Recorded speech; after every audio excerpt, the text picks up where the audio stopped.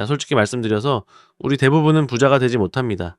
KB금융지주 경영연구소의 2025 한국 부자 보고서를 보면 금융자산 10억 원 이상을 가진 사람은 우리나라 인구의 약 0.92%에 불과합니다. 약 1%도 채 안 되는 숫자죠. 그럼 나머지 99%는 실패한 인생일까요? 부자가 되지 못하면은 우리는 불행해야만 하는 걸까요? 많은 사람들이 돈을 불안을 끄는 소화기처럼 생각합니다. 갑자기 아플 때 병원비 걱정, 갑자기 직장을 잃었을 때의 막막함, 이런 불안의 불씨들을 돈으로 급하게 끄는 거죠. 돈이 없으면 불안하고 돈 때문에 짜증이 나는 건 너무나 당연한 감정입니다. 하지만 한번 생각해 보세요.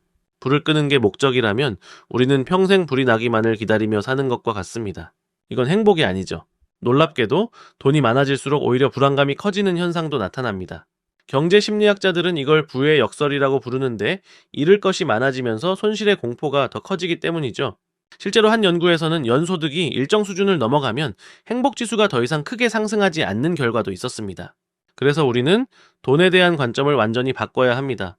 돈을 불안을 잠재우는 불안화제가 아니라 내가 원하는 삶으로 달려가게 만드는 행복의 촉진제로 만들어야 합니다. 어떻게 그게 가능할까요? 바로 돈의 이름을 붙여주는 겁니다. 노후 자금 같은 막연한 이름이 아닙니다. 60살의 아내와 함께 떠날 남미 여행 자금, 우리 아이가 원하는 악기를 마음껏 배울 수 있게 해줄 교육 통장처럼 나의 심장을 뛰게 하는 구체적인 목표와 의미를 부여하는 거죠. 이 영상에서는 단순히 돈 버는 기술을 알려드리지 않을 겁니다. 그보다 훨씬 근본적인 질문을 던질 겁니다. 부자라는 목표 자체가 왜 우리를 함정에 빠뜨리는지, 그리고 돈과 행복의 관계를 재정립해서 진짜 부를 쌓기 위해 가장 먼저 무엇을 바꿔야 하는지에 대한 새로운 관점을 제시할 겁니다. 그 첫걸음으로 다음 영상에서는 당신도 모르는 사이 당신의 지갑을 공격하고 있는 무서운 심리적 함정 3가지를 파헤쳐 보겠습니다. 우리가 부를 쌓지 못하는 이유는 단순히 월급이 적어서가 아닙니다. 우리 안에는 투자를 망설이게 하고 나도 모르게 돈을 새나가게 만드는 교활한 심리적 적이 숨어 있습니다. 노벨 경제학상 수상자 리처드 세일러의 고전 책 승자의 저주에서 분석한 우리 지갑을 위협하는 3가지 치명적인 함정을 파헤쳐 보겠습니다. 첫 번째 함정은 손실 회피입니다. 우리는 100만 원을 벌었을 때의 기쁨보다 100만 원을 잃었을 때의 고통을 2배 이상 강하게 느낍니다. 책에서는 이를 초기 부존 효과와 연결해 설명하는데요. 내가 일단 소유한 것의 가치를 지나치게 높게 평가하는 성향입니다. 이 심리는 투자에서 치명적입니다. 하락하는 주식을 언젠가 오르겠지 하며 끝까지 붙들고 있다가 더 큰 손해를 보는 현상 유지 편향에 빠지게 하거나 반대로 잃는 것이 너무 두려워 꼭 필요한 투자 기회조차 외면하게 만듭니다. 두 번째 함정은 심리적 회계의 오류입니다. 사람들은 돈에 제각각 다른 꼬리표를 붙여 관리합니다. 똑같은 100만 원이라도 피땀 흘려 번 월급은 아끼지만 연말정산 환급금이나 중고거래로 번 공짜 돈은 너무나 쉽게 써버리곤 하죠. 리처드 세일러는 사람들이 머릿속에 여러 개의 가상 계좌를 만들어두고 돈을 대체 가능한 자산으로 보지 않는 이 비합리적인 습관이 부의 축적을 방해한다고 지적합니다. 이 심리 때문에 한쪽에서는 높은 이자의 대출금을 갚지 않으면서 다른 쪽에서는 낮은 이율의 예금 통장에 돈을 묶어두는 비효율적인 선택을 하게 되는 것입니다. 마지막 3번째 함정은 책의 제목이기도 한 승자의 저주입니다. 경쟁이 치열한 시장에서 승리했다는 사실에 매몰되어 실제 가치보다 훨씬 비싼 대가를 치르는 현상입니다. 부동산 경매나 급등하는 주식 시장에서 남들에게 뒤처지지 않으려는 조급함 혹은 반드시 이기겠다는 승부욕이 냉정한 판단력을 가립니다. 결국 경쟁에서 이겨 자산을 손에 넣었지만 정작 내 지갑은 텅 비게 되는 슬픈 결과를 초래하죠. 남들이 열광할 때 한 걸음 물러나 적정 가치를 질문하지 못한다면 우리 역시 이 승자의 저주에서 자유로울 수 없습니다. 그렇다면 이 교활한 심리적 적들로부터 우리 지갑을 어떻게 지켜낼 수 있을까요? 책에서 강조하는 합리적인 의사결정을 돕는 방어 도구가 필요합니다. 바로 금융의사결정 저널을 작성하는 것입니다. 방법은 간단합니다. 중요한 금융결정을 내리기 전에 딱 3가지만 기록해보는 겁니다. 첫째, 객관적 가치 판단입니다. 이 자산의 실제 가치는 얼만가? 적어보는 겁니다. 둘째, 심리적 꼬리표 확인입니다. 지금 내가 이 돈을 공짜 돈으로 취급하고 있지는 않은가? 체크하는 겁니다. 셋째, 감정 상태 점검입니다. 지금 나의 결정이 단지 잃는 것이 두려워서 내리는 결정은 아닌가? 확인하는 겁니다. 이러한 것들을 단순히 기록 행위만으로도 우리는 본능의 함정에서 벗어나 상황을 객관적으로 바라볼 힘을 얻게 됩니다. 나의 투자 패턴을 파악하고 비합리적인 선택을 막아주는 강력한 안전장치가 되는 것이죠. 지금까지 우리는 불을 쌓는 길목에서 우리를 방해하는 3가지 심리적 함정을 살펴봤습니다. 하지만 이 함정들을 피하는 것만으로는 충분하지 않습니다. 우리에게는 절망적인 상황에서도 희망을 만들고 불을 향한 긴 여정을 버텨낼 강력한 연료가 필요합니다. 절망은 단순히 통장이 비어있는 상태지만 무망감은 내일을 상상할 에너지가 완전히 고갈된 상태를 의미하죠. 그리고 이 무망감의 늪에 빠지면 우리는 그 어떤 재테크 정보나 동기부여도 제대로 흡수할 수가 없습니다. 많은 사람들이 부자가 되면 행복해질 거라고 믿습니다. 하지만 진실은 그 반대에 가깝습니다. 행복은 부의 결과물이 아니라 부를 쌓아가는 그 고되고 지루한 과정을 버텨내게 만드는 연료입니다. 한번 상상해보세요. 목적지에 얼마나 대단한 것이 있는지 모르는 채로 깜깜한 터널을 몇 년이고 계속해서 운전할 수 있으신가요? 아마 대부분 중간에 포기하고 차를 돌릴 겁니다. 바로 이 지점에서 우리는 인트로에서 잠시 언급했던 돈에 이름 붙이기라는 개념을 구체화해야 합니다. 노후, 자금, 비상금 같은 막연하고 감흥 없는 이름은 우리에게 아무런 동력을 주지 못합니다. 그것은 그저 차가운 숫자일 뿐이니까요. 이 늪에서 탈출하려면 리처드 세일러가 제안한 심적 회계를 활용해야 합니다. 우리가 해야 할 일은 가치 기반 목표 설정입니다. 나의 심장을 뛰게 하는, 나의 가치관과 욕망이 생생하게 녹아있는 구체적인 제목을 붙여주는 거죠. 예를 들어 막연한 1억 모으기가 아니라 2년 뒤 전세금을 올려주고 당당하게 재계약할 나의 보금자리 자금 1억이라고 이름 붙이는 겁니다. 노후 자금이 아니라 60살 생일의 배우자와 함께 하와이에서 한 달 살기를 위한 여행 경비가 되는 거죠. 자녀 교육비가 아니라 우리 아이가 세상의 편견에 맞서 자신만의 꿈을 펼칠 수 있도록 지원해줄 자금처럼 말입니다. 왜 이런 구체적인 제목이 중요할까요? 심리학에서는 이것을 내재적 동기와 연결하여 설명합니다. 외부의 보상이나 압박이 아닌 내면의 즐거움과 의미로부터 비롯되는 동기죠. 실제로 긍정 심리학 분야의 연구들을 보면 자신의 가치와 일치하는 목표를 가진 사람들이 그렇지 않은 사람들에 비해 목표 달성률이 현저히 높고 그 과정에서 느끼는 만족감 또한 훨씬 크다고 합니다. 돈의 구체적인 제목을 붙이는 행위는 추상적인 숫자에 뜨거운 생명력을 불어넣는 것과 같습니다. 매달 100만 원씩 저축하는 고통스러운 과정이 더 이상 소비를 참는 인내의 시간이 아니라 하와이의 햇살에 한 걸음 더 다가가는 설레는 여정으로 바뀌는 겁니다. 부모님께 매달 드릴 용돈을 모으는 통장에 세상에서 가장 든든한 아들이 되어줄 효도 통장이라고 이름 붙이는 순간 우리는 무망감의 늪에서 빠져나와 희망이라는 연료를 가득 채운 자동차에 올라타게 되는 것이죠. 데이터를 봐도 그렇습니다. 한 금융기관의 설문조사에 따르면 구체적인 재무 목표를 가진 사람들의 저축액이 그렇지 않은 사람들보다 평균적으로 더 높은 경향을 보였습니다. 목표가 명확할수록 현재의 만족을 기꺼이 미래의 더 큰 가치와 교환하려는 의지가 강해지기 때문입니다. 자, 이제 여러분의 통장에도 새로운 이름을 붙여줄 시간입니다. 여러분의 심장을 뛰게 하는 그 목표는 무엇인가요? 하지만 강력한 연료를 채웠다라고 해서 자동차가 저절로 목적지까지 가지는 않습니다. 우리에겐 흔들리지 않고 꾸준히 나아갈 수 있는 아주 구체적인 시스템이 필요합니다. 부자가 되는 데는 분명 운이 필요합니다. 하지만 부자들은 운을 막연히 기다리지 않습니다. 그들은 운을 만들어가는 확률 게임으로 이해합니다. 어떻게 그럴 수 있을까요? 바로 꾸준히 그리고 올바른 방향으로 행동하는 시스템을 통해 운이 찾아올 확률 자체를 극적으로 높이는 겁니다. 자, 오늘은 추상적인 개념을 넘어 당장 오늘부터 여러분의 삶에 적용할 수 있는 구체적인 부자 루틴 워크숍을 시작하겠습니다. 여러분의 현재 상황에 맞춰 3가지 맞춤형 템플릿을 준비했습니다. 첫 번째, 매달 정해진 날에 월급이 들어오는 월급쟁이를 위한 자동이체 투자 포트폴리오 루틴입니다. 이 루틴의 핵심은 감정과 의지를 완전히 배제하는 자동화에 있습니다. 월급날, 내가 행동하기 전에 시스템이 먼저 움직이게 만드는 거죠. 가장 강력한 도구는 바로 만능통장이라 불리는 ISA, 개인종합자산관리계좌입니다. 2026년 현재 ISA 계좌는 일반형 기준으로 연간 2천만 원까지 납입할 수 있고 투자로 얻은 수익 200만 원까지는 세금을 한 푼도 내지 않습니다. 200만 원을 초과한 수익에 대해서도 15.4%가 아닌 9.9%의 낮은 세율로 분리과세 혜택을 받을 수 있죠. 루틴 설계는 간단합니다.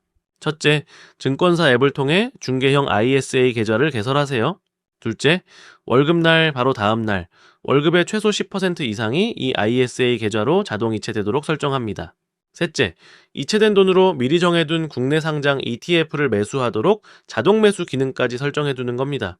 이렇게 하면은 시장이 오르든 내리든 감정적인 판단 없이 꾸준히 자산을 쌓아가는 코스트 에버리징 효과를 누릴 수 있습니다. 중요한 것은 한번 설정하면은 잊어버리는 겁니다. 시스템이 나를 위해 일하게 두세요. 두 번째, 수입이 불규칙한 프리랜서를 위한 수익 먼저 시스템 루틴입니다. 이 개념은 마이크 미칼로위츠라는 작가가 제안한 방식으로 기존에 수입, 비용, 늘 이익이라는 공식을 수입, 이익을 비용으로 뒤집는 혁명적인 아이디어입니다. 즉, 돈이 들어오면 비용부터 쓰는 게 아니라 내 몫의 이익부터 떼어놓고 남은 돈으로만 생활하는 거죠. 작동 방식은 이렇습니다. 통장을 목적에 따라 최소 5개로 쪼개는 겁니다. 첫째, 모든 수입이 들어오는 입금 통장. 둘째, 수입의 10%를 무조건 옮겨두는 이익 통장. 이 돈은 절대 먼저 쓰지 않습니다. 셋째, 나의 월급 역할을 하는 급여 통장. 넷째, 세금을 위한 세금 통장. 마지막으로 남은 돈을 옮겨두고 실제 사업 경비나 생활비로 사용하는 운영비 통장입니다. 프로젝트 대금 300만 원이 입금되었다고 가정해 봅시다.